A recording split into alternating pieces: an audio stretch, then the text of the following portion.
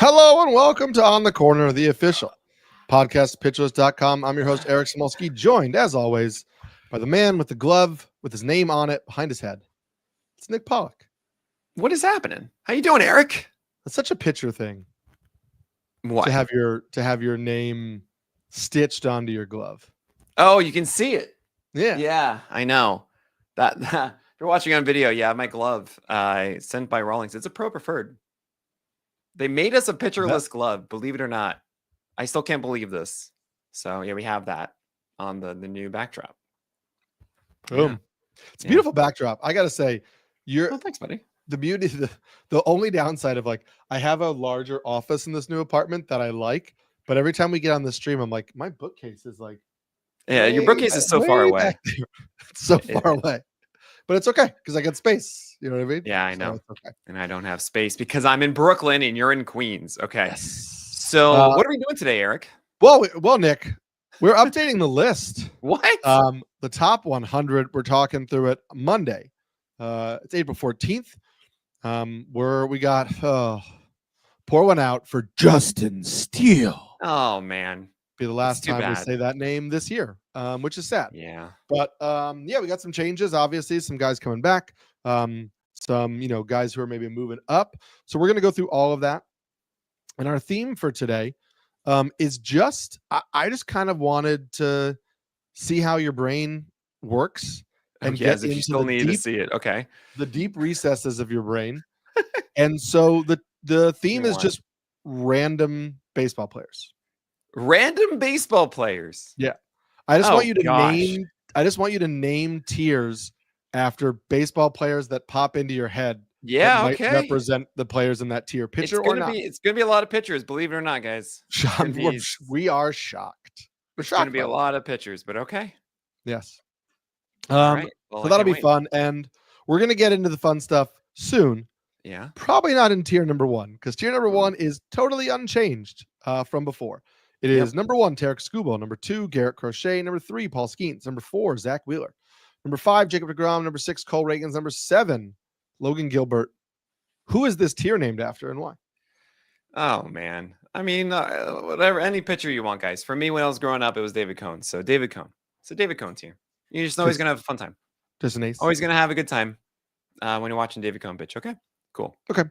Real quick question is: at what point do you actually care about the surface level results of a guy like deGrom, who's not looking dynamic, but is Jacob deGrom? At what point in the year do you really start to care? Yeah, I know, right? That's always the toughest thing that we do. I mean, on the other side of it, it's okay, Ranger Suarez, you were last year killing it for so long, and we're well, we can't really though.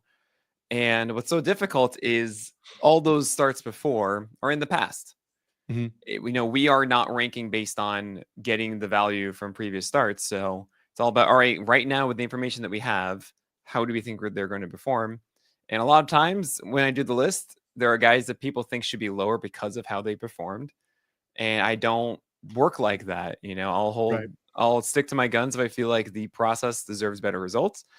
And I'll also say this process isn't good, even if they're doing well, right? So it's the hardest thing that we do. And I will mention, at least what's very curious is that no one's mentioned this. Have you noticed anything different about Garrett Crochet, by the way? Anything startling? I've noticed a couple things. Yeah. First is, I believe, and I messaged you and Kyle Bland about this in my random grocery shop trip over the weekend. As we do, it's the best. Isn't it? I think that his arm angle has changed. Okay. Slightly.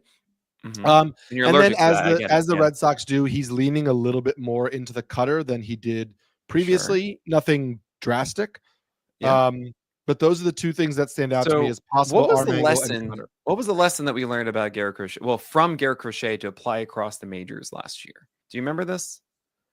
The lesson that I learned about, oh man, Garrett Crochet, I neglected this, and this is how he's having success. And this is something now that is kind of like a blueprint for me to understand as a way to be successful. Didn't that have to do with the four-seamer? Yeah. And having 7+ feet of extension, right? 7.1 right, feet this of is extension. the four qualities of the fantastic. Yeah, four. exactly. But really just hey, if you throw 96 and you have a over 7 foot extension fastball, and you're able to pepper the zone, right? Mhm. Garrett Crochet is at 6.7 extension right now. Yeah. I noticed that. What? And that's the flip side of it. Of like, I'd be a little worried, but then again, he just had 11 strikeouts yesterday, and it's like, well, fine. So we're not going to do anything right now. Maybe that gets corrected, but these are the kind of things I'm looking at. So with deGrom specifically, yeah, he didn't have as good fastball command is really what I saw the other game. Also, that 96 mile per hour fastball upstairs to Tellez, that was a very good pitch that he knocked out of the park. What? Okay, fine. That happens. I'm not worried right now about Jacob deGrom. He's also sat 97, like right underneath it from multiple of these starts too. So I think we're fine there. I mean, honestly, Zach Wheeler just has had 2 bad starts too. Yep. And actually, his fastballs were a hit over the weekend. So there are interesting things about each of these guys. But I can't even say that Cole Rankin's not throwing his cutter and slider well. But we're just going to ignore for now because it's all. He's another arm angle changer, Cole Reagans. Yep, a little bit, yeah. Interesting. We'll see if we can get that list going for everybody. We got a big name returning to start tier 2. Yes. Number 8, Spencer Strider. Number 9, Max Fried. Number 10, Tyler Glasnow. Number 11, Michael King. Number 12, Hunter Greene. Number 13, Chris Sale. Number 14, Yoshinobu Yamamoto. Number 15, Dylan Cease. Number 16, Joe Ryan. Who is this tier named after and why? This is Roy Oswalt because he was a stud, but everyone cared about Roy Halladay as a real Roy. Mm-hmm. But this is tier 2 of aces. These are aces. They're not Roy Halladay. So the Strider's real here at Roy. 8. I don't know where to put him. I mean, is this the right spot? Is that fine? I think somewhere in tier 2 makes total sense until we see what he's doing against MLB hitters, because he's looked great in AAA. We're still getting data on like internal brace and how it recovers, compared to full Tommy John in terms of like the control. Are we going to see Spencer Strider with, more questionable control? Against AAA hitters, he doesn't have to be as fine with his command. Right. He can just throw it over the middle of the plate and get swinging strikes. I haven't watched all of his AAA outings, so I can't tell you that's what he's doing. I'm just saying I agree with you returning him into tier 2 because we got to see it against MLB hitters before we see how it, what it's going to be like for the rest of the year, and also how the Braves treat him. Maybe he's 5 innings and done for the first few months, and that impacts his overall upside a bit. So I think he's obviously great. There's still some things we want to see in action. Yeah, it's something where I sat down and said, okay, look, if I had Spencer Strider on my team, would I want to trade him away for Cole Reagans or Logan Gilbert? I'd say, yeah, I'd do that. Now, would I trade him away for Max Fried, Michael King, Chris Sale, Tyler Glasnow? Probably not. Mm-hmm. So I decided, okay, fine, top of tier 2. I don't have the ace is going to ace tag yet. This is a rule I have. You do not give ace is going to ace until the minimum is 3 starts. And if he looks, if he looks like so ridiculous the first one, like I'm going to want to break the rule, but it's probably going to be 3. So he has ace potential, but it looks so weird. But that's Spencer Strider. And really for the rest of this tier, the only thing is I think like Hunter Greene, who we all know has been an ace. That's my question is like, do you see a world where he moves into tier 1 for you? Probably not, honestly. Okay. I just don't think that it's really hard to be a 2-pitch pitcher doing that. And some have, you're Strider essentially, but I don't even think that Hunter Greene is Strider. Sadly, I wish he were, but he's not. And it's that simple, really. He's throwing strikes, fortunately. Hunter Greene has sliders at above 60% strikes. He had one game in the spring, I think it was 16 for 16 strikes in the slider, and I was just so happy to see it. He also has that 99 mile per hour fastball that is higher than the 97 and change from last year. Yeah. So that's all good. And listen, and we talked about Garrett Crochet. Hunter Greene added a little bit more extension yet again on the 4-seam fastball. It's the 3rd year in a row. The zone rate is up. The strike rate is up. He's basically just saying, here's my best pitch, or here are my 2 best pitches. Right. I'm going to put them in the zone. You're hit them or don't hit them. Right. And I know, we've said this so much on here that like, sure, it's nice that he's throwing a splitter 9% of the time because it's something else, but it's not really driving what he's doing. It's just his 2 best pitches are elite, and he has elite feel for them right now, and he's going to keep doing this while he has elite feel for those pitches. So I love him. Cease, we saw the low end of him. Okay, fine. You move down. And Joe Ryan doesn't have his secondaries working. It's kind of annoying, and it's harder for me to believe it. But yeah, that's all it is there. And if you guys are worried about Spencer Schwellenbach getting -2, we'll talk about in the next tier. It's just because Hunter Greene went up and Spencer Strider showed up. That's it. Yeah. Why are you moving Joe Ryan down but not Chris Sale? Chris Sale, I think, is so weird because he had through 92.7 and actually had a decent start, and then through 96 and had a bad start. And honestly, that start did not look to me as if he deserved all the bottom line outing at all. With Joe Ryan, to me, it's, hey, your fastball isn't actually a 94 even, it's a 93. And your sweeper, slider, splitter are very questionable. It's really just pounding four seamers at slightly worse velocity from last year. And to me, it's not really what I want. I want to see a little bit more improvement on the secondaries. Okay. Fair. You alluded to the top of tier number 3. So tier number 3 starts with Spencer Schwellenbach, number 17.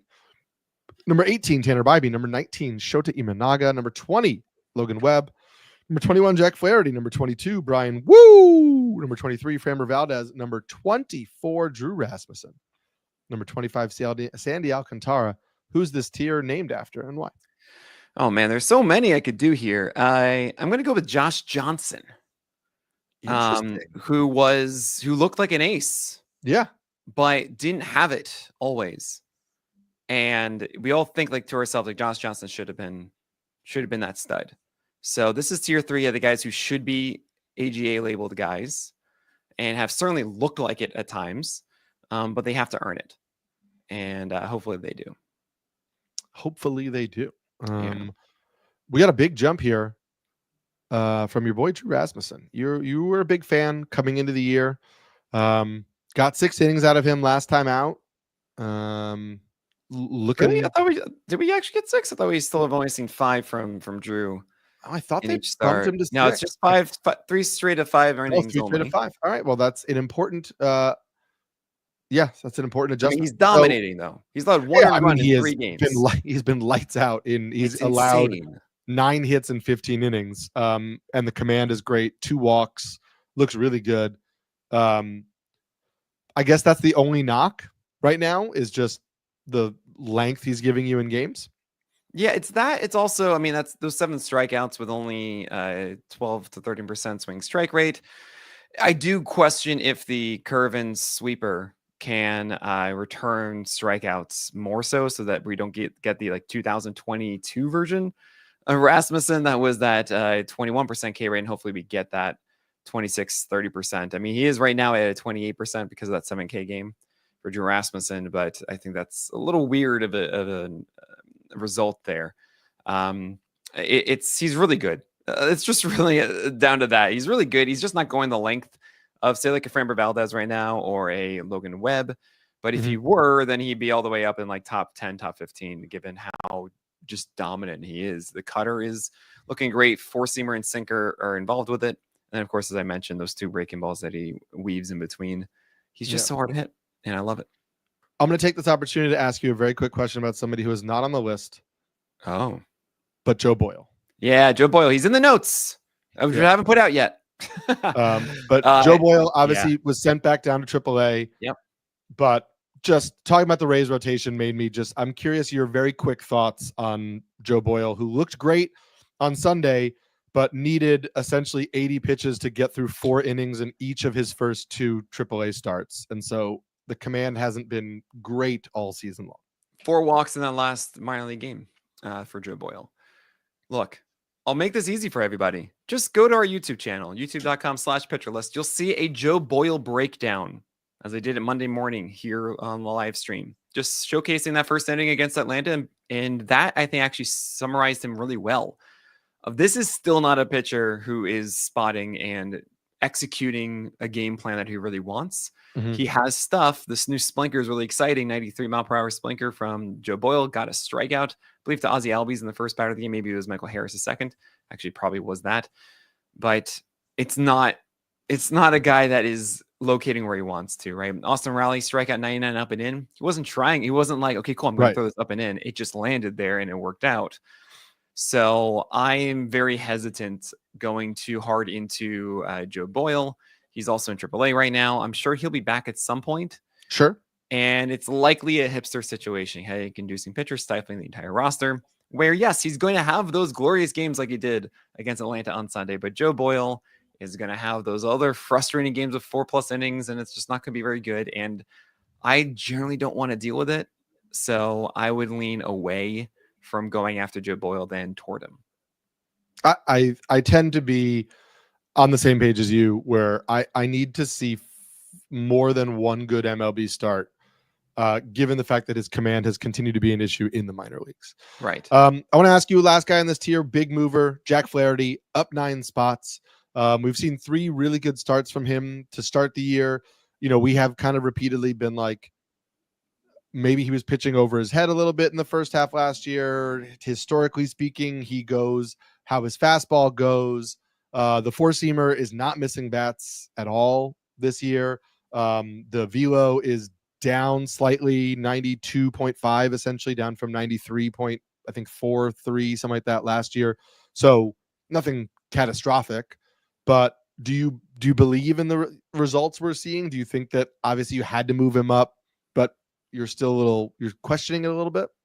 So with Flaherty, the floor goes with his fastball. That is the opportunity for him to have a disaster outing. If the fastball is worse than that, opens the door for it. However, what the gate are his breaking balls. And with Jack Flaherty, his slider and curveball have been phenomenal at the bottom of the zone. The feel for it is just like we saw in the first half. And as long as those are cooking, it doesn't really matter with the fastball for me. So what I've seen so far for Jack Flaherty is like, oh yeah, cool. It's the same thing that we saw at the beginning of last year. You should be excited to have Jack Flaherty at this moment. You should be. It's good for the Tigers as well. It's very good for the Tigers. We'll go to tier number 4. Another big drop. Down 9 spots. Number 26, Corbin Burnes. Number 27, Robbie Ray. Number 28, Freddie Peralta, who the broadcast was calling Fastball Freddie the other day when I was listening. Number 29, Bryce Miller. And number 30, Ryan Pepio. Who is this tier named after and why? This is AJ Burnett. A guy that would just, the ball would move over the place and it'd be so filthy and so good and generally better, more positive than negative, but you don't know what you're going to get on a given day. And this is the cherry bomb tier, which is the guys that you're holding on to who have a lot of volatility. And Corbin Burnes is here even further because I'm just not seeing anything that tells me, yes, Corbin Burnes has figured out his cutter and everything is going to be just fine. It's, oh boy, not the Corbin Burnes we want to see at the moment. Yeah. Listen, I will never, I know this is a G-rated podcast, but I will never think of AJ Burnett without thinking that he talked about his nipple rings all the time. Why did you, you preface it like that? Because it's not anything. And I'm like, how are you going to make negative? It is a fashion choice, Nick. I don't know how it's comfortable under a jersey, but it was the fashion choice that he made. And it's something that I will always remember him by. I didn't know this, and I'm happy I didn't. If you honestly don't Google it, because I know you're going to be like, I don't want to Google it. But he talked about it in interviews all the time. Like it was not a hidden fact. Like AJ Burnett mentioned, like there are photos of it frequently. I believe there was like a Sports Illustrated cover shoot of it. Honestly, to be honest with you, I regret choosing AJ Burnett.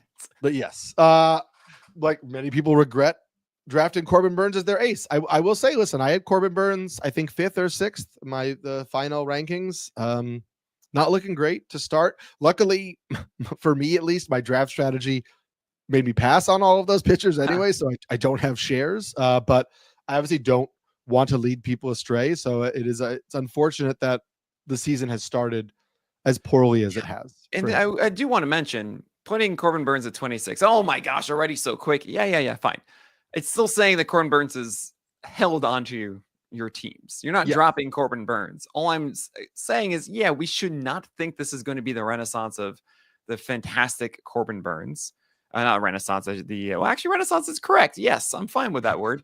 And Corbin Burnes is just really showing all the signs of just being an SP2 or 3 as opposed to being an SP1. That's all it is. And there are other pitchers, and there are a lot of really good ones. and I just see them as being more profitable for your teams this year. Agreed. I don't think we really need to go into anybody else in that tier, so we can get into tier 5, but we will do that after this break. Tier number 5 starts with number 31, Luis Castillo, number 32, Aaron Noah, number 33, Carlos Rodon, number 34, Kodai Senga, number 35, Sonny Gray, number 36, Hunter Brown. Who's this tier named after and why? This is Jordan Zimmerman, because Jordan Zimmerman was that guy that would go like 6 innings. It wouldn't be like the greatest strikeout rate, but sometimes he would. Sometimes he'd be like, oh, I got the curveball working. This is great. And he was always there. You didn't drop him. Jordan Zimmerman. Back one who was good, and of course always 2 ends at the end, guys. 2 ends at the end of that name. Not a lot of moving here. Sonny Gray up 2 spots, Hunter Brown up 2 spots, but the rest kind of stayed firm. I liked what we saw from Kodai Senga in the last start. Looked really good. Carlos Rodon continuing to be maddening, where like he pitches a pretty decent game and his mistakes just really haunt him. 2 home runs to the same guy, Jung-Hoo Lee, and that's it. Yeah. Only 3 hits. The command obviously wasn't there for him. You're getting runners on base, and then you're walking runners on base. You throw one bad pitch, it results in a homer. It's going to kind of blow up the ratios a little bit. Except it was really only ERA. True. Like he had a 1 whip essentially, and 8 strikeouts in it, and didn't get a win because of it. That's fair. Right. But it's something to note with these guys is there are times when they're just pitching terribly and everything goes horribly. That's a very clear-cut situation of just, hey, it's 1 pitch that just ruined this from being actually a very productive start.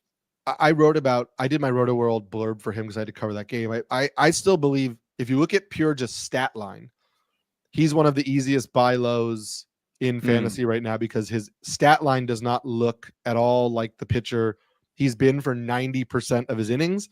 The problem is the 10% of the innings have come back to bite him a little bit, and that's kind of always been who he is in terms of just like he's a little maddening at times. Yeah. The talent is there, and you probably going to be happy to have him on your team. It's just Jung-Hoo Lee turned into a power hitter against him, and so I want to mention I never really do this, especially this early in the season, but the holy trinity equating luck. You have BABIP 83rd percentile 191. So that's fortunate there, right? But then again, home runs are not included in BABIP, right? Because his home run fly ball rate is 31%, and his left on base rate's 58%, right? So understand all of that. Left on base rate and home runs. He's just allowing too many home runs. His hit per 9 though is 5.5, which is incredible. Oh my gosh, that's so good. But yeah, also don't walk 13% of batters. That's not going to stick. No, you should be in on Carlos Rodon, guys. You should. You should be in on some of these pitchers in tier number 6 because almost all of them have stayed stagnant or moved up a little bit for Nick. Starts number 37, Christopher Sanchez. Number 38, Zach Gallen. Number 39, Bailey Ober. Number 40, Nathan Eovaldi. Number 41, Seth Lugo. Number 42, Shane Baz. Who's this tier named after and why? Oh man, I'm gonna say Mike Mussina. He was just always all reliable. He just made it work. He just always made it work. Mussina did. I always remember the bent over part of in the stretch. Oh yeah. Oh my god. I used to do something like that. Did you? And my coach told me you're gonna hurt your back, and I literally just went in to look for a sign just by leaning slightly forward because of that. I stopped leaning down to look for it. He's like, you're gonna hurt your back if you keep doing that. So I just took a little step forward and leaned slightly, and that's it. And I was like, that's actually a pretty good idea. Yeah, I always was wondering, is Mussina is that a better way to look at the runner on first? What are we doing here? Yeah, what are we doing here? Some people got some weird little things they need to do. I love it. Everybody here just moves up 1 spot. Is that because Justin Steele was higher on the list, right? The 1 spot up is that Justin Steele and Pablo Lopez were, and Spencer Strider got added. So there you go. Okay. That's so simple. Nothing really actionable. The only thing I did is I moved Christopher Sanchez underneath Sonny Gray and Hunter Brown. And I'm recognizing that, look, he's still the hittable guy, even though the velocity went up. He doesn't have that new cutter. The slider that was really good in the previous start wasn't there in the last one. It's like, okay, cool. I can't really depend on that thing anymore. Sinker command right in the middle of the zone a lot. 8 hits, I believe, in 6.1 innings. Yeah, you're going to have to hope that the Whipper 9 comes down for that whip to be underneath 120 again, is kind of what he's saying to me. So I'm like, all right, we're going to go with this. We're going to hope the velocity is going to at least make things a little bit nicer as a package, but I want to think that everyone in tier 5 is a little more stable. Okay, fair. Still love a lot of these names in here. Shane Boz, let's do it for us. Yeah. Tier number 7 starts number 43, Nick Lodolo. Number 44, Jesus Luzardo. 45, Chris Pubich. 46, Dustin May. 47, Gavin Williams. 48, Jeffrey Springs. 49, Grant Holmes. Who's this tier named after and why? Oh man. I'm trying to go through all of these and like figure out these random pitchers that weren't Yankees, because obviously my older history is like very New York based. Sure. But I can't get away from saying it's Joba Chamberlain, because it's like, he was really good. He was actually a really good starter for a moment.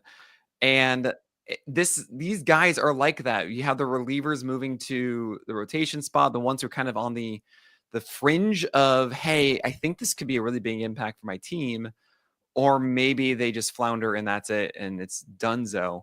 I have a Joba Chamberlain shirt. It's like the first Yankee shirt I bought on my own. Was like, I'm gonna get one that he's gonna be a Yankee for a while, and I'm gonna love it. He's gonna be the best pitcher for so long. So I bought a Joba Chamberlain shirt. Nice. Oh my gosh. But yeah, you have a lot of those guys here like Bubich. You have Jesus Luzardo. You think is going to look so good right now. And he moved up because that's 3 straight games. And that sweeper is certainly helping. But I still have that voice in the back of my head, like, Nick, like Luzardo is going to have mistake games and it's going to hurt. But it's so hard to tell how much the scale is going to tip one way or the other. That's fair. The big mover here, though, is I guess Luzardo's up 9 spots, so he is the big mover. But Grant Holmes, the real estate broker, yes, so is another mover, up 8 spots. We finally got to see him throw. That was nice, because his schedule has been yo-yoed around like crazy. So yeah, Grant Holmes, what did you see from him in this outing that made you think, it's kind of funny. I do want to note, you see a lot of guys that are generally just higher movement from like Grant Holmes, Tylor Megil, the next tier or so. Then you have some that are more drastic droppers. And I think that's what's going on here, because +8 is, I would not have said that. I pretty much thought I held Grant Holmes where I did. There are a couple things to play here. One, some of the guys didn't do well that I really needed to pull back on, that you'll see, we'll talk about later in this. And Grant Holmes, he's only had 2 starts. And he's got the short end of the stick, having to face the Dodgers and the Phillies. He also pitched over 100 pitches in his last game, and I don't think pitched poorly. It was 4 innings. There were fastballs that just missed out of the zone. The pitch separation was fantastic. This is not a guy that felt to me as so inefficient and should continue to be inefficient moving forward. The fact that he's over 100 pitches showcases that Atlanta wants him to go 6. Makes all the sense for them to want to push this, considering right now Lopez is out here, and they don't want to overdo Strider, especially right away. I think that Grant Holmes just hasn't got enough exposure that we're all suddenly out on him and we're impatient, and I totally get that. And it's what I talk about a lot of like, hey, you don't want to be sitting on a guy for ages in the beginning of the year. We didn't think we would have to with Grant Holmes. It's just how it's been. So I have him kind of where he is still. I see him in the same skill set as he was at the beginning of the season, which means I still am at 49. Yeah. I will admit that I got a little like trigger happy and moved on from Grant Holmes in some shallower leagues early on, because I kind of had to. But yeah, I have enjoyed what I've seen as well. I think people are concerned because he was a reliever previously that his workload's going to be limited. And I don't think we have any inclination that that's the pitches. Don't care about the innings, care about 103 pitches, guys. Right. That's what matters here. So I'm not concerned about that for Grant Holmes. Yes, me neither. Some really interesting names here in tier number 8. Starts number 50, Tylor Megil. Number 51, Landon Roupp. Number 52, Jackson Jobe. Number 53, Clay Holmes. And number 54, Max Meyer. It is a pretty small tier, but who's this tier named after and why? Oh, man. There's so many names that are flooding in right now. I'm going to... I think of the bad ones more than I think of the good ones, guys. All right, that's where my head goes. It goes to like Joe Biagini and Nick Kingham of old, and like Caleb Smith and all of that, right? So the one I'm going to lean in on is no, I don't want to talk about him anymore. I don't like him as a human, so never mind. Let's just call it the Caleb Smith tier, because this is that cliff, that area where you're taking some chances, and Landon Roupp is probably the one that will surprise a lot of people that I'm still as high as I am on him. I think that Roupp has a sinker breaking ball combination that's really good against right-handers, and the fact that he's embracing his changeup and his cutter against left-handers, I think is really solid as well. It's a fantastic situation he's in. I don't think he's going to get displaced by Birdsong, everyone. Like, I do not see that coming. I'm starting him against the Phillies. I think he's just a better version of himself from last year. And it's really that point of where you say tier 8 and tier 9, you can pick from either one. You don't have to go after tier 8 just because I said tier 8. I'm just going to favor the upside one, but I very much see why you'd want everyone in tier 9 over everyone in tier 8. Yeah. But the thing is, once you get to tier 10, 11, 12, etc., around the 60s, then it's much more of like, well, it's not really worth it to chase. So that's why you're going to see these names in tier 8. And Landon Roupp is right there with Tylor Megil, who's still doing the thing, Eric. He is doing the thing.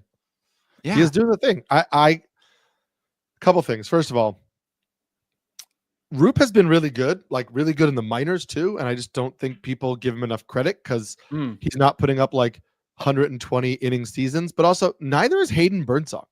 Like, I think you need to acknowledge that. Like, Hayden Birdsong has 100 inning season in the minor leagues. His other minor league seasons, we got 40 innings here, 40 innings there. Last season, obviously combined between the big leagues and the minor leagues, but they both have similar innings track records, and Roupp has been a better minor league pitcher than Birdsong. They've both been good, but Roupp has been better. So I don't understand why there's this inclination that like Birdsong is definitely has the leg up. Also, trust the teams when they tell you who they prefer. Birdsong had a great spring, and they still wanted Landon Roupp in the rotation. Because, to be fair about that, there was the fingernail issue with Birdsong. That maybe it could have been Birdsong. They actually even said he was, and then sure, but the beat writers, like a few of the beat writers, were suggesting Roupp had the leg up in the competition prior to. That is fair. Absolutely, starting spot. Tylor Megil. I randomly I was at his last 2 starts for the Mets this year because every time I'm going to a Mets game, Tylor Megil is starting. I'm going next Wednesday against the Phillies. Let's just see if that's a Tylor Megil day. Who knows? This last one against the Marlins was obviously tricky because it was a cold weather day and his command was not there. And he's not giving up a lot of hard contact, but he was just behind a lot of hitters. I still had the stuff and everything that we want. Yes, it is. I like it. I'm happy if he's on my team. I'm picking him up where he's available.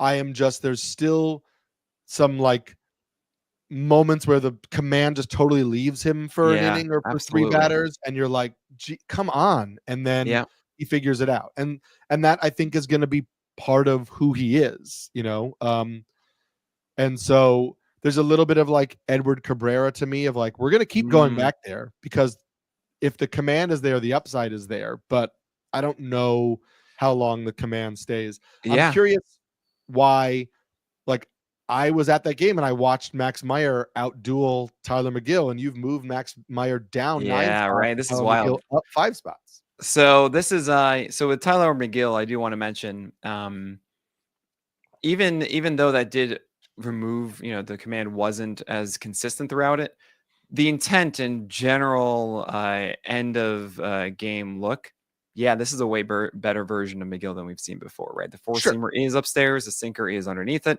and the slider is underneath it as well. And that's 3 games that we've seen this approach from Megil, and that's more than I've seen him have any sort of consistency in a long time. So I'm encouraged. He's still in tier 8 though. He's not in tier 7. Where I feel more confident in the skill set sticking around for those in tier 7, including Gavin Williams. And please show us the cutter. But with Max Meyer, well, the thing we were excited about with Max Meyer was twofold. One, that he was getting more vert on this 4-seamer and from the lower arm angle. and two, that he had overall more velocity. Sure, you can throw in the fact that he has a sweeper in there too, and the sinker and all of that. But really, I mean, I just want to lean on it. It's the velocity that essentially takes his four-seamer and says, hey, this isn't a bad four-seamer anymore. Sure. However, we saw like 96 plus in spring. And then in the regular season, we've seen 96, 95, 94. This fastball is back to what it was last year. And the slider too. The slider actually was staying up at like 92, then 90, and now it's at 88, which is what it was last year. Yeah. So right now, I'm a little worried. I do want to hope that it was the cold weather. There's something else going on. And maybe like next start, we see that come back up. Okay, cool. The velocity's back. He has these other weapons. If I really felt that Max Meyer is the same guy as last year, he's not at 54. He is way down on the list because that was not a good pitcher. That breaks the Huascarinoa rule. It's just a good slider and nothing else. So I'm just concerned that Max Meyer is not at the same level we saw at the beginning of the year and is reverting back to his 2024 self. That's fair. 2024 self plus the sweeper and sinker. Yeah, which is not enough to me. Fair, but yes, and I get your point. Good point, though. Yeah, it's better than the 2024 Max Meyer, but it's not top 50 pitcher Max Meyer. I get that. Exactly. I guess we'll see how that plays out. Mm-hmm. Another one of our early favorites drops a little bit here and starts off tier number 9. Number 55, Jordan Hicks. Number 56, Nick Pivetta. 57, Brandon Pfaadt. 58, Bowden Francis. 59, Justin Verlander. 60, Kevin Gausman. What's this tier called? Why is it called that? This one is called James Shields because James Shields, he had some really good seasons. And a lot of times he just kind of stuck around on your team throughout the entire year. You expect a little bit better than the average guy on it. Sometimes he really messes you up, and sometimes he allows a home run to Bartolo Colon. Okay? But James Shields, for many of his seasons in his career, was like, you know what? I got this, guys. Don't worry. I'm going to stick in my team. We're cool. And this one, Jordan Hicks, he falls because, that was not a good start against the Yankees. Now, the weather was bad. And the sinker and the splitter, terrible strike rate, but maybe that's because of the weather. But there's a little bit more haze. You have some sort of bad start, fine. And I really was just trying to tier this out. As I mentioned before, tier 8 and tier 9, very similar. I just wanted to tier them out into groups. So Hicks could be above Megil in your view, and I totally get that. I think the velocity is still there for him as well, and I think that he's still a beneficial starter. It's also really unfortunate that he has Phillies next, which is just, come on, man. Let's get a little easy on him, but no, he's still there. Same with Pivetta, who just had this rocky road game, 10 strikeouts. Awesome. He's the same thing. He's exactly the same guy that he was before that 10 strikeout game because he should be destroying Rocky Road in San Diego. That should be an absolute cakewalk of an outing. Am I seeing anything new from him? No. So is where he is, but we are seeing new things from other guys. Eric. Oh man. Yeah, I was looking up because I remember this from the Jordan Hicks start. That it wasn't a great start, but it was 2 runs allowed in 4 innings, and then the wheels totally fell off in the 5th. And again, you mentioned the weather. The 5th inning, single, ground rule double, walk. They pull him from the game, and then all of the inherited runners score, and you're just like, okay, now this is a disaster. Whereas the start was probably like an start, but not a disaster start. Good point. But yeah, I mean, look, that's not great, but again, I don't think Jordan Hicks is a drop. I think he's a hold and wait. Brandon Pfaadt, you and I both, we talked about it on the podcast. I wrote about it in my article over at NBC Sports on Wednesday when I cover starting pitching news, that the different approach to lefties has been good. The curveball, the changeup, not just throwing the curveball more, but changing the break of the curveball to be a little bit more vertical and a little bit less kind of of a horizontal breaker down and into lefties. Now he can go more vertical with it, so he can move it around the strike zone. He still has allowed 4 homers to lefties this year, but again, small sample size, and I think that's the benefit. And last week we were like, hey, Kevin Gausman can't miss bats. I mean, he has no whiffs. He looks terrible. Well, okay, hold on. We say you can't miss bats on a splitter, which is splitter. Still the case. But I gotta say, I mean, this is another one where I watched the game because I did too. I mean, it's against your Red Sox. That's why. Because the Red Sox are a struggling offense right now. I'm just like, I get that. I get it, man. I get like people talking about, what he's trying to do with the fastball, that he is using it up in the zone a lot more, that he's trying to get it inside a lot more. And, he has more vertical break on the fastball up to almost 18 inches. Yeah. And it's a flat fastball. So that being up in the zone is good for him. But then I'm looking back at like in that particular game, so not overall in the season, but in that game, the fastball velocity was down over 2 miles an hour. He was throwing 92.5 miles an hour, but keeping it up in the zone and got 13 whiffs. And I'm just like, I don't know, man. And then I watched the Red Sox face Shane Smith yesterday, and like every single pitch was like a pop-up. They were under everything, popping everything up to the outfield. And I'm just like, I don't know how much I believe in the Kevin Gausman thing, because I understand the fastball changes, but like I can't buy into Kevin Gausman just because his fastball has more vertical movement. He's getting it upstairs. So I'm in complete agreement with you, but you're like, Nick, you just raised them 19 spots. Like, yeah, I know, but it's because it's above tier 10 and tier 11. Right. Like, I recognize that maybe Kevin Gausman is just fine and whatever. You just throw him in there, you lock it in, and it's fine throughout the year. Like, that's what that tier is, right? It's with Bowden Francis, his compadre of throwing fastballs that somehow just get pop outs, right? You have also Justin Verlander in there too, who's looking kind of great all of a sudden. And I don't want that to be overlooked. But yeah, with Kevin Gausman, it's, look, you do a start like that, and I say, fine. All right. I can understand that all of us want to just see how this plays out and go and do that. But I'm not going to actually endorse really like pushing him up into tier 6 is what I think a lot of people might react to that. And I'm like, I'm tepid on that. But Justin Verlander, oh man, Eric, he had 20 whiffs. He's throwing harder sliders and fastballs. I think you actually sent me something about, maybe it wasn't you, about Verlander feeling as good as he's ever felt or whatever with his shoulder surgery. I don't know, but he's throwing harder. And the slider finally got legit whiffs after like 2 years. So I love this. I'm kind of like all in on Justin Verlander all of a sudden. I need to see it again, because the results the results haven't been good. And I understand like early in the season too, you want to jump on process. You want to jump on process more than results, because you want to get the guys before they kind of like they take off. But maybe to my fault, like I was kind of out on Verlander coming into the year. The results haven't been good. Some of the process stuff is better. The whiffs are there. And I think for me, that at least makes him somebody I will look at, because I think before I was just like, I'm not doing it anymore.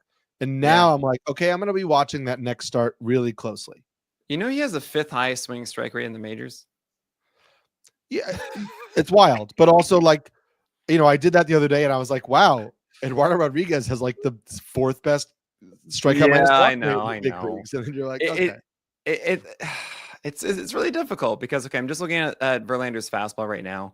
It was at 93.5 last year. Now it's at 94.8 so far. His vert on it is actually, it's like pretty much the same. Actually lost an inch, I should say. He's getting a little bit more extension this year. The slider is just far better. I mean, PLV on it even is like 5.33 versus 5 from last year. Mm-hmm. He's getting more horizontal bend on it at the cost of a little bit of drop at 2 ticks harder. It's fun, Eric. It's fun. Yeah, StatCast also has him throwing a sweeper this year, which he didn't last year. That StatCast has him separating his sliders. That is true. 45% zone rate those far, 8% usage. And that has returned a 70% strike rate. Well, and a 66% ICR. Anyway, just like we're just acknowledging that he's tinkering. 2 out of 3. So I mean, Verlander is one of those guys. Also, in the situation in San Francisco is great. He's going to pitch a lot of innings. He's going to have a good defense behind him. It's a good home park, etc. I just think that's one of those guys like, you have Verlander, you don't drop him the rest of the year, and you'll be happy with it. That's tier. What is that? Tier 9. That was tier 9. Move to tier 10. But before we do, Eric, what do we have to do? We have to take a break. Tier 10 has some guys who are also dropping. Number 61, Mackenzie Gore. Number 62, Roki Sasaki. Number 63, Taj Bradley. Up to number 64, Hayden Wesneski. Number 65, Reese Olson. Number 66, Yusei Kikuchi. What's this tier called? Why is it called that? Danny Or who's the Salazar. tier named after? Oh, wow. All right. Yeah. Because he was someone you look at him and go, oh, man, that split change, it's so good, and he throws hard. And you get really excited about it, but then he just drives you up the wall. Mm-hmm. And this tier, look, I know I'm going to get a lot of questions, but come on, Nick. Mackenzie Gore is here, and Taj Bradley, and Reese Olson, Roki Sasaki. And I'm going to tell you right now, Gore, Sasaki, Bradley, we see how it can work. We all get it. You know, we had Gore killing it against the Phillies. We had him killing it against the Dodgers. But guess what? Mackenzie Gore, like Mackenzie Gore of 2024, struggled against the Jays and struggled against the Marlins. And it's just, you don't know. You don't know what you're going to get. Despite the 34% K rate, he already has a 126 whip. It's just so maddening. Then you have Taj Bradley. It's like, are you going to have your cutter command today? Are you going to be able to get through this? Hey, Roki Sasaki, do you have a bridge pitch? Because he can't really just do this with fastball split. I mean, sure, he can sometimes. But are you going to see that true ceiling from him often? You have to hold on to these. But do you really want to? It's so annoying. And Reese Olson, he's not putting it together. He needs to have a better slider and changeup to compensate for the fact that his fastballs are not that good. And you say Kikuchi, I just feel like I want to drop every single time. Dude. Dude. I will be writing about Yusei Kikuchi this week. Oh, I'm sorry. I don't understand. We talked about this when we talked about him going to the Angels. He changed his arm angle. He changed the slider. Everybody was talking about how good the slider was last year. Kikuchi is now throwing the slider almost 2 miles an hour slower. It has more vertical movement, so far more drop. It's in the zone far more often than last year. It's missing far fewer bats. It's getting far fewer chases outside of the strike zone. I don't know if the shape has changed because of the arm angle change or if that was all part of the plan that the Angels were doing. I don't know if the Angels intentionally led to that they change. Even did anything? Was it or Kikuchi if on his it own? happened, or if it happened naturally and nobody has been like, hey, why are you throwing a different slider than the one you were throwing last year? But like, this is part of what we were talking about, where we're like, he's going to an organization that doesn't make us feel good about identifying issues and saying, hey, we have to fix this. He rode that slider to a tremendous second half. He's come back into this year with a different slider. It is far worse. 7.7% swinging strike rate on the slider early on. It's getting no chase. The put away rate is not good. I just like, if he doesn't have the slider, what are we doing here? What are we doing? What are we doing, Eric? And so that is really frustrating me. Hayden Wesneski, man, the other side of the coin, right? Like goes to the Astros and they're like, hey, you really struggle against lefties. So let's lean into the cutter more. Let's add the curve. We don't need to be dynamic against lefties. We just need to not be terrible. And then you can go ahead being dynamic to righties. And it's working. And yeah, I know he has a 4 ERA, but I think a 4 ERA for Hayden Wesneski is working. 21 strikeouts to 3 walks. Like, this isn't a guy who's going to be a 3.2 ERA pitcher, but he's proving to be a very usable starting pitcher, and that's a huge success for the Astros right now. Absolutely. 7 feet extension is pretty cool too. Yeah. So I've seen him more as like a fastball sweeper guy, and really just, I called him initially as a worse Brandon Pfaadt, but it's not just the sweeper anymore. Having that extra extension, having that cutter and sinker at times also against lefties is against righties is pretty cool. And then you have that 4-seamer. By the way, that sinker has a 32% swing strike rate against righties, which is hilarious. A 5.6 PLV to right-handers is that's some good stuff.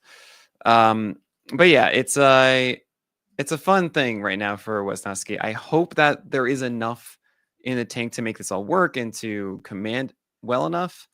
I don't know that the cutter is necessarily amazing, or that the 4-seamer is getting located, to the best of where we wanted to really to be successful moving forward. But this is a better version of Wisniewski than I expected. 100%. And maybe this can carry forward well. Yep. Some interesting guys in tier number 11. It starts with number 67, Jose Soriano. Number 68, David Peterson. Number 69, Chris Bassett. Number 70, Nick Martinez. Number 71, Matthew Boyd. Number 72, Michael Waka. Number 73, Merrill Kelly. And number 74, Brady Singer. Who is this tier named after and why? This is the Denny Neagle tier. Ooh. Because it's the glue at the end of the rotation, not the aces. He's the one that really puts it all together at the back end of your rotation to get through the entire season. These are Toby's guys. Toby's. Yep. Yeah. You moved David Peterson up 7. I still have some hope that he's going to climb even higher. I have an article that just came out today over on NBC Sports where I interviewed David Peterson, talked about his health and some of the changes that he is looking at or that he was working on this year. So head over, check that out. If you type in Eric Smolsky NBC Sports on Google, you'll get right to my articles. It's all there. Go to the NBC Sports page. Basically, the biggest thing for him was reshaping and working on the locations of the slider. He wanted to get back, in his words, the 2022 slider. Yeah, that's what we want for him too. He wants it to appear, back foot to righties. He likes doing that, he said, but he wanted it to just be lower in the zone, appear like a strike, and then, get more chases. And he's kind of executing that perfectly. The slider has a lower zone rate, but much higher swinging strike rates, much higher put away rates. The low location is much better. So the slider looks great. And then the fastball and the changeup, for me, it's locations. Like the fastball shape looks a little better and looks like what he wants in terms of he's got great extension, 7.1 feet of extension. And he added some vertical movement to it, but he's not getting it up in the zone. And so I think if location on the fastball and the changeup improve for Peterson, I think we could see another little jump for him. And I've always been in on Jose Soriano, provided we see some command, and we're seeing some sinker command. And, I don't think we're getting like, oh my God, he's a stud, but I think we're moving in the right direction, and that's nice. Yeah, with Soriano, the slider being a thing against right-handers is kind of interesting. We'll see how that progresses throughout the year. He's gone back and forth so far. But with David Peterson, he had a star of lower velocity. I thought it was the weather. It was confirmed to be so as he jumped back up to 92. That's good. There's just like a little bit of consistency that we need for Peterson in order to go further, but I wanted to give him some love here this week. I did bring down Brady Singer because he isn't doing the four-seamer sweeper thing that he was before. Like he had, or rather cutter. It was just sinker slider again. And I go, I thought it was really cool that you were doing all these different things, but unfortunately not. And we'll see how that plays out. It's just my love for Singer is going down a little bit because of the lack of development that I thought he was having. Yeah, he still has a decent matchup this week, so maybe you ride it out for a little bit longer. A lot of Greene in your next tier because a lot of guys moving on to the list. Tier number 12 starts number 75, Shane Smith. Number 76, Bobby Miller. Number 77, Luis L. Ortiz. 78, Will Warren. 79, Matthew Liberatore. 80, Walker Buehler. 81, David Festa. 82, Easton Lucas. 83, Edward Cabrera. What's this tier called? Why is it called that? I'm trying to think of all the different ones. I'm trying to nail it. Okay, let's go with the Strasburg tier. These are just like a lot of young guys who like everyone just is super excited about. I know it's not quite right because they're not as good as Strasburg, but it's just, look, you're past the point in your 12 teamers where you should just settle for whatever. If you want to get a streamer, we have it later on. If you're looking for something that could actually become something you hold throughout the entire year, this is where you'll find it in tier 12. It's called the Miss Frizzle tier, really, because you got to take chances, make mistakes, and get messy. So, oh boy, there are some fun names in here, and I would be so happy if one of them became a top 50 starter. Hey, you added Walker Buehler back to the list. I did. It was such an annoying start, and I watched all of it, and yet it worked. So, you know what? If it worked, it was better than the others. It was a little bit more of a game plan, and there's that. So maybe he's building up into something. I acknowledge it. Maybe. Here he is. Bobby Miller scheduled to start Wednesday for the Dodgers, tentatively speaking. He hasn't been good, but who knows? Hasn't been good. Who knows? Bobby Miller, Bobby Dubs. Yeah, we have no idea. Shane Smith, I watched that start. The changeup is great. I don't know what else he has, but he did throw a couple sinkers, it looked like, in that start. And so maybe that's something he starts doing, and that could be fun because it's just another wrinkle. But I like Shane Smith as a little ball of clay that maybe they mold. Smith is so interesting because he does throw like 96, 97, has this really nice slider, power slider, like 90 or so. And then you have this changeup that's just, whoa, what? Yeah. But he flames out. He doesn't have the stamina yet. And I keep saying this a lot because a lot of times people see the first couple innings of a game and then that's it. We're done assessing a pitcher. You see one inning or two, and it's like, oh, he's bad or he's good. And like allows 2 runs in the first, but then not anymore. And it's like, what? This was a great start. What's wrong with you? While other guys will do that and then not be as good the rest of the way. And with Shane Smith, I feel as if we're waiting until like May 15th or so. We need like him to actually get stretched out and get that stamina so that he can have 96 deeper into the start. And sometimes when you see velocity go up throughout the year, it's not actually that they have the capacity of throwing harder. It's just that they have the capacity to throw harder for longer. They don't get as tired. So we might see that from Shane Smith, which then might mean just better production. The problem is he's on the White Sox, who are good at developing pitchers for the most part. Yeah, but they're not good at winning ball games. So wins are not going to be there really for Shane Smith. You still will get some because if he is going 6 innings consistently without allowing too many runs, and Garrett Crochet got some wins, a fair number of them before he was shut down the second half last year. But I wouldn't jump over everything to go for Shane Smith yet. I think that there are a lot of other guys, as I've showcased on this list, that are better for you now and can be just as good as Shane Smith later on when the stamina gets him. That's also an assumption of mine. Maybe he doesn't have that stamina good by May 15th or so. Maybe he needs longer. So just be careful about Shane Smith. I'm excited. I'm really curious. And I love the fact that he was absolutely nothing that we thought about.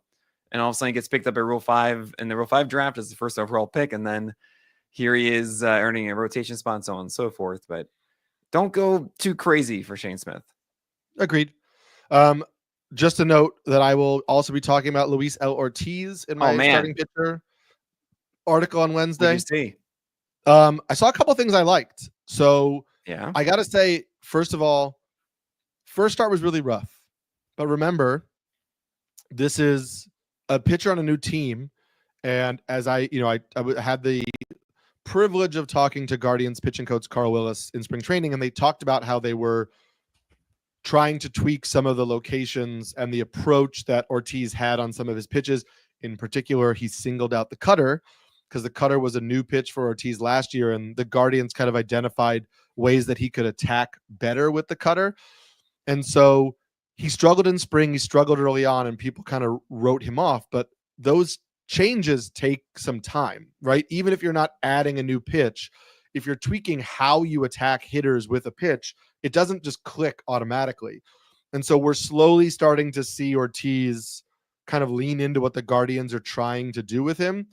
Added back in the changeup, which he's throwing primarily to lefties, which I like because it's reduced the sinker usage, and the sinker was not good to lefties.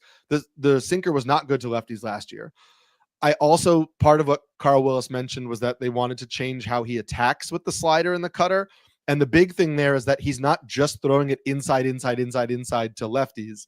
Like if you go just to locations on pitcher lists against lefties, last year the cutter was 54% inside location to lefties. Wow. Now it's 30%. Yeah. Last year the slider was 49% inside location to lefties. Now it's 19%. Oh man. He's using him more over the plate. He's using cutter's back door a little bit more. The swinging strike rate has gone up to lefties on both of those pitches more considerably with the slider than the cutter, but gone up. The changeup is in the zone and not allowing a lot of hard contact. So even though it's not like a, oh my God, changeup, it's just it's nice to basically have gotten away from the sinker and gone to the changeup, I think is a plus. So I'm not seeing like, oh my God, he's so much better than before, but I'm seeing hey, there's more swing and miss than there was last year. And so if we can get essentially the same version of what he was last year, but with a little bit more swing and miss, and he winds up being a guy who maybe he settles in and has like a 3.7, 3.8 ERA with like a little bit more, misses a little bit more bats than he missed last year. Like that's still a usable pitcher in a lot of formats. Man, so I just want to tell everybody, guys, that was an amazing analysis from Eric Samolsky breaking down Luis L. Ortiz. And I'm going to tell you right now that I don't care about any of it because there's only one thing that I care about from Luis L. Ortiz, and it's nothing that you mentioned. Okay. If you look at the game logs this year of Luis Ortiz's performances, right? Not good for 2 games, right? Against the Padres and the Angels, not good. And his 4-seamer high location rate, 26%, 32% in those first 2 starts. Against the Royals, 63%. And how did that 4-seamer perform for Luis L. Ortiz against the Royals? Why? I'm so happy you asked. It was a 46% CSW with 35% usage. 9 whiffs on 35 thrown. And get this, Luis L. Ortiz, what is his attack angle on that 4-seamer? It is 1.5. What's the velocity? 96. Just do that. Just do that. That's all I care about. You can literally just Joe Ryan this if you want, Luis L. Ortiz, and just only throw those 4-seamers upstairs at 96. And I'd honestly be pretty happy if you can nail that. And then you throw in everything else. I mean, the cutter was a very effective pitch in this one, too. This had 8 called strikes, 37% CSW. And guess what? It was landing underneath. It was having a jolly good time. Actually mixed in really with it, with that 4-seamer. That's why I got all these called strikes. And that's all you need. You just got to dominate with that 4-seamer upstairs and then have these pitches underneath, and you'll be fine, right. Luis L. Ortiz. Now, is that consistent? I don't know. I mean, that's one game of it. But to see just such a ridiculous pendulum swing in one game, that's why Luis L. Ortiz is here. Because you had all the success with it. It worked. You did it for a game. Anytime I see a guy do one thing out of the blue, bam, you succeed at it that I haven't really seen you do. I'm going to be like, yo, we didn't consider this guy really in 12-teamers. Maybe you should now, because maybe this is the first step of many. It's an exception right now. Maybe we get the next one. So I think the next start is against his alma mater, the Pirates. Yeah. So that's like the perfect scenario to say, like, all right, if it's not there, it won't be so bad, right? It's the Pirates. It should be okay, I guess. But it could also just be domination and more of the same if he's able to execute this again. That's where my head is at with Luis L. Ortiz. What Eric said is also really great. Well, I will say, want to put on the side here, like let's say I do think those work in tandem a little bit, because absolutely. when you're throwing the slider and the cutter to lefties over the plate more, and then you're able to elevate the fastball, you're going to get more chases than if you're burying inside all the time. If you have better pitches to complement it, then oh my gosh, it all comes together. If there's one thing I am going to focus on, though, is that please just get that flat fastball upstairs. And that does bring me to my next guy. Well, Warren, who I know this is all like, I know we're going like over a little bit, but this is the interesting tier of all the things that are like, okay, maybe we're going to go for, because the other ones are just whatever, streamers and your basic throws, who cares? So, well, Warren, he all of a sudden started to do something new. Did you catch this one? Because I wouldn't have if I didn't write the roundup. Didn't he? I read something in Lance Prosdowski's piece about it, and it's slipping my mind. Not in the roundup, Eric. Sorry, man. Listen, Lance's emails come right to my inbox, and I'm like, "Oh, this is interesting," and then I read it. I think he eliminate he got rid of one of the pitches his last start. That's not what I'm catching, but I'm sure he did.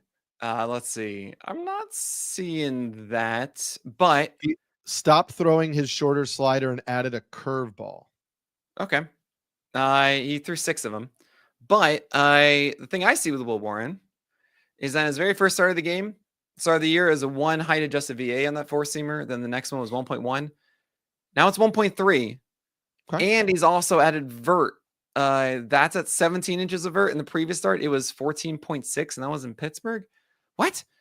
This was a really good fastball all of a sudden. And if you're doing that with a 45% CSW, 731 whiffs, and you have now a flatter attack and you're going upstairs with that same kind of thing with Luis L. Ortiz, like, you've now figured out your four-seamer. And wait, Will Warren is not supposed to be a four-seamer guy. You're supposed to be your prototypical Yankee Schmidt King mold of sinkers inside and sweepers away and changeups hopefully, and don't dare hit my four-seamer. Oh my gosh. So if that's real, I mean, 17 inches of vert is no joke.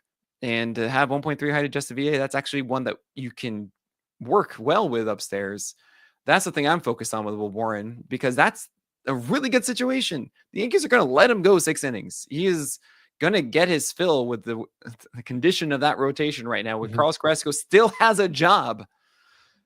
So yeah, that's something we should be monitoring with Will Warren. It's the most I've been in on him. Then there's Matthew Liberatore, who's like having an amazing slider right now. And he started throwing changeups finally left to right-handers, which aren't necessarily great, but at least they are there. So maybe Matthew Liberatore is now doing something interesting. There's like this massive collection of these dudes. I mean, yeah, go pick up Bobby Miller and just see how that goes, guys. All right, just what the heck. Also, Edward Cabrera. Yeah. I mean, making some changes. He's like, hey, I don't need to use this four-seamer anymore. Four-seamer usage way down. The slider usage was way up. The curveball is drastically different. I mean, so much more break on the curveball. And look, one start, but he was able to pound the zone with the sinker, and, you know, has always struggled with the four-seamer to do that. So can he get ahead with the sinker and then go curveball slider? And to lefties, can he, you know, really just lean into that changeup? Maybe there's something there. I mean, yeah, and then there's enough. Yeah, absolutely. The slider looked way more consistent, lean into it. I was like, oh my gosh, whoa. Okay, you're doing the thing. Maybe this is real. And then there's Easton Lucas. Who is that? He's the guy on the Blue Jays. He's taking over for Max Scherzer. He has a split changeup, and he has a four-seamer that has 18 inches of vert from the left side at 92, 93. He did take down your Red Sox upstairs with four-seamers, so I don't know how much stock we should putting into this. Everybody's doing it. Yeah. So I don't really know, but then again, like, that is from the left side, which can be more deceptive and harder to hit than a righty doing the same thing. It's all a little interesting. So he's in this tier 2. I don't know. David Festo, do what you want with him, guys. I don't really want to jump after him, but like, maybe it does stick around. The whole thing is just like, all right, have a ball. You're looking for your next guy to go and chase. Try one of them. Hopefully one of them works. Have a ball. Have some fun. See Paul Spohr in the comments that he's not going to see this response first time, but he says, hi, and I love you both. We love you too. Yeah, good to see you, man. You beautiful lanky man, you.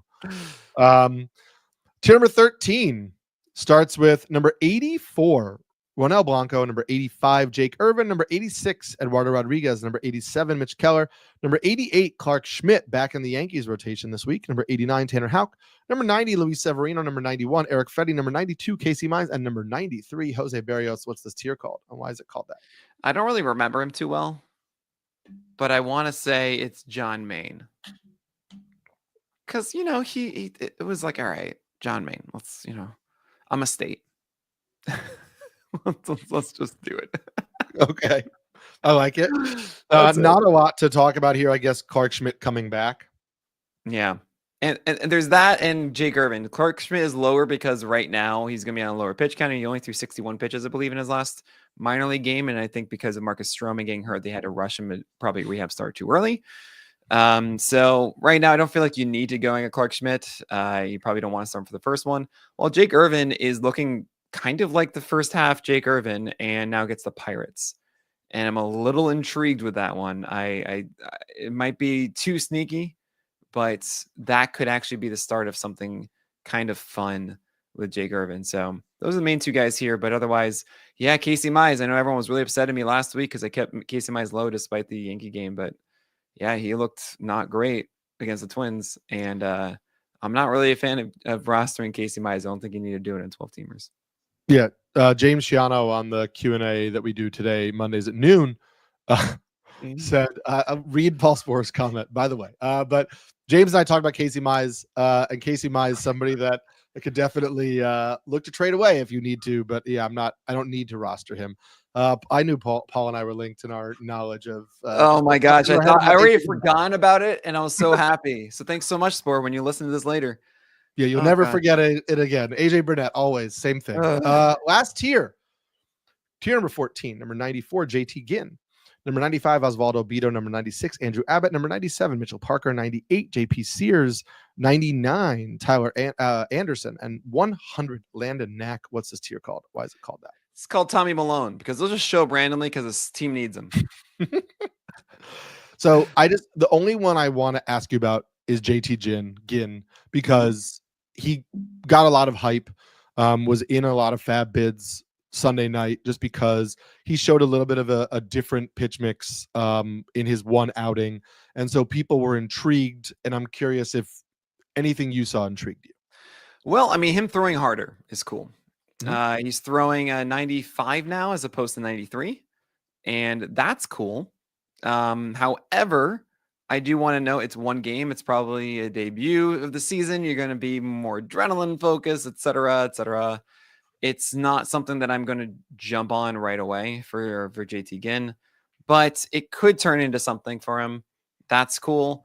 I don't really want to say that he's much more than sinker, slider, cutter, and that means that you're going to be more susceptible to right-handed batters. The slider only had the cutter only had a 54% strike rate. It's not that consistent, while the slider was a little bit over the plate at times.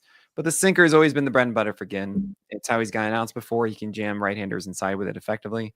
In a 95, that's going to be better. He also had a little bit extra drop on that pitch. So against lefties, it was kind of cool to see him throw it that downstairs and actually have success with that. But only a 50% strike rate against the lefties is a little bit scary. And I don't know if he has a really good weapon against them. So I don't think you need to go crazy for JT Ginn. It is a good matchup this week. So he's on the list right now, but I don't really think you need to do a whole lot here. Yep. Another one just to put in the back of your head. JP Sears, I think, is another arm angle change guy. We'll eventually get this list going because I'm just curious. I think it could be interesting to look at guys who have changed their arm angle the most and see during the year what it may amount to in terms of movement, health, etc. We know like the Paul Skeens thing was a big one of like dropping the arm angle, sometimes not just for movement, but it's for comfort, right? Matthew Boyd dropped his arm angle a little bit this year, and he just talked about how he wanted to stop pronating so much because it wasn't natural for him. So he wants to throw in a more natural slot and a more natural arm path. And so you may have some guys responding to these injuries by saying, I just want to throw in a slot that feels better for me, and whatever the movement comes from that is what comes from that. And so maybe that's something we can work on as the season goes on. Absolutely. And really just to round out this list, we have Landon Roupp going against Rocky Road, so maybe we'll get 5 innings and a win. You also have Tyler Anderson in a decent matchup against the Giants. Mitchell Parker's kind of a Toby. That's cool. Andrew Abbott didn't really impress me in his return. 2 ticks down the velocity, and he's throwing changeups to righties, which is okay, but it's not really his thing, and he's only 50% strikes on that. I don't really know what we're going to get. And like Sears, Oswaldo Beto also gets the White Sox this week, so those are decent streams to round it out. Yes. Not a decent stream Nick didn't put out on the list. Sean Newcomb gets the White Sox, but Nick was just like, no. Just no. Just no. Not going to do it. But we are going to do is keep doing this every single week. We'll be back next Monday to talk about more of the top 100. You can follow Nick and I both on Twitter, both of us on Blue Sky. You can check out Nick's roundups every morning, which even though they don't get sent directly to your email inbox, are certainly worth a read. Just go to Pitcher List and make sure you check that out. You can find my starting pitcher article over on NBC Sports every Wednesday, my waiver wire article every Sunday. So make sure you check those things out, and then follow us on Twitter. We're always around. And of course, every single morning, 10 a.m. to 12 p.m. Eastern Time, playback.tv/pitcherlist. I am hosting my office hours. And anytime baseball is on, our community is watching baseball at that same link. It's pretty incredible. I jumped on a few times last week. It was a lot of fun. Great. We had some fun. It's a good time. Yeah, no, yeah. I really highly recommend that. Going to playback.tv/pitcherlist if you're just watching a game while you're working or hanging out and you just want to chat with other people about the game. There might be somebody on the live stream. If there's not, there's just people chatting in the comments. And so it's good. Nice. It's a great time. But that is it today, Eric. That's it. Went a little long, but we got a lot of info to you. So hope you enjoyed that. I am Eric Smolsky, the Pelican. I'm Nick Ponk, the Lion. And I'm going to go Google search AJ Burnett real quick.